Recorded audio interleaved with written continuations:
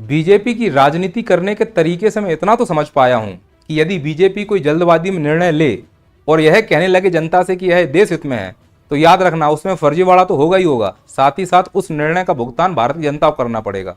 और इसके कई सारे उदाहरण हैं। 2016 में नोटबंदी हुई, इस निर्णय का भुगतान भारत की जनता ने एटीएम की लाइन में लगकर किया, लोग मर गए। और फर्जीवाड़ा क्या निकला इसमें? उत्तर प्रदेश का चुनाव जीतना था, पूरी देश की अर्थव्यवस्था डुबो दी इन्होंने। ठीक ऐसे ही कोरोना आया।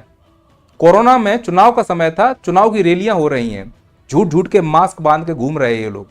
पूरी दुनिया कह रही कि भैया घर में रहो, ये चुनाव रैलियां कर रहे हैं। चुनाव खत्म, अचानक से देश में लॉकडाउन लगा दिया जल्दबाजी में। उस लॉकडाउन का भुगतान देश की जनता को करना पड़ा। फर्जीवाड़ा क्या निकला?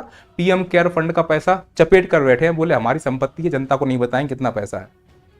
ठीक ऐसा ही निर्णय बीजेपी सरकार ने अभी हाल ही में लिया है, वो यह कहते हुए कि यह देश हित में है, इससे घुसपैठिए रुक जाएंगे। उसका नाम दिया है एसआईआर। 15 साल से सरकार में है, चुनाव आयोग भी बैठा हुआ है। 3 साल की ये प्रोसेस को 2 महीने में करना चाहते हैं। 4 नवंबर शुरू हुआ, दिसंबर में खत्म हो जाएगा। 2 चरणों में होना है। फिलहाल 12 राज्यों में शुरू हो रहा है, जिसमें मध्य प्रदेश भी शामिल है।